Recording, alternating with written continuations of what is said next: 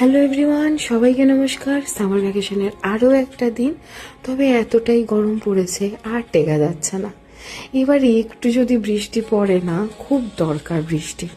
যাই হোক, আজকে দুপুরবেলায় চলে গেছিলাম চন্দননগরের বারবিকিউ নেশন, সেখানে বাচ্চাদের সঙ্গে বাচ্চা পার্টি করতে।